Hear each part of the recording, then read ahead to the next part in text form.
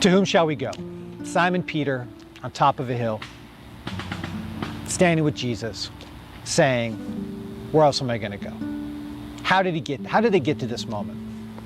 At the beginning of John chapter 6, the sort of the beginning of this discussion, Jesus is standing on a hill surrounded by thousands of people, and he feeds them. Miraculously feeds them, fills their stomach, makes their tummies feel warm and cozy. He gives people happiness, contentment, satisfaction. And the chapter goes on to imply that it's because of the sensation of satisfaction, the sensation of a full stomach, that thousands of people want to follow Jesus. And yet those thousands of people were literally missing the gospel. So what does Jesus do? In this scene where Peter ends up saying, where else are we to go? It starts out by Jesus saying, hey everybody, I know your stomachs are full. I know you're feeling pretty happy. I know you're feeling content.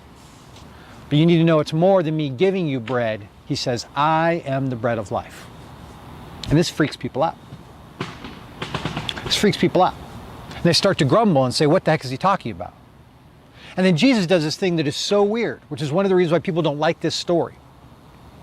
At this moment, when the crowds are saying, who are voting for Jesus, saying, you're popular, we love you, at this moment, when they're freaking out, Jesus has the opportunity to walk his statement back, to soften it, to do the political thing in order to maintain his reputation. He just had to say, hey everybody, I'm the bread of life. I'm just being metaphoric. Everybody likes bread. I want everybody to like me. That's what I'm talking about. But he doesn't walk it back. In fact, he steps forward and he draws a deeper line in the sand. He says, no, it's more than a metaphor. Unless you eat my flesh, unless you drink my blood, you have no part of me. And everyone's like, whoa. And Jesus has another chance to walk it back and go, just being metaphoric, just being playful, just being dramatic. And he doesn't. He says, unless you take my life into you, my way of living, my life of sacrifice into you, you have no part of me. And the religious teachers walk away, and the crowds walk away, because it's too hard. It's too hard a life.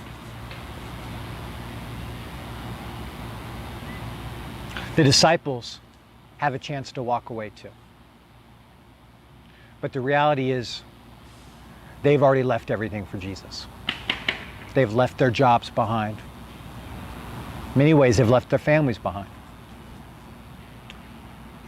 When Jesus says, will you leave also? They say, where else are we to go? For you alone have the words of eternal life.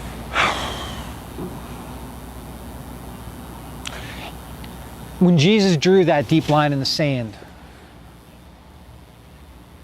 he was saying, faith, true faith, is not about you feeling good. It's not about the warmth of having your stomach full. It is not about happiness and contentment. It is about something more. And unfortunately, much of religion is false faith. It says and teaches that if you do this thing, if you follow this belief, it's going to be about your happiness, finding a good marriage, having a good job, having a life without trouble. And that's not what the Jesus way is. And the disciples understood that.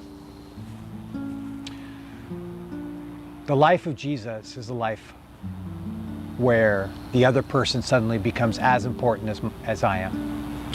Where the forgotten person is as important as I am. Where the marginalized person is as important as I am. And that my life is connected to them and they are connected to me. That we are in life together. That is the way Jesus lived. Seeing the sick, embracing the forgotten, loving the foreigner, embracing the sinner. Not about happiness. More. So much more. Real peace, real joy, real hope, real purpose. To whom shall we go?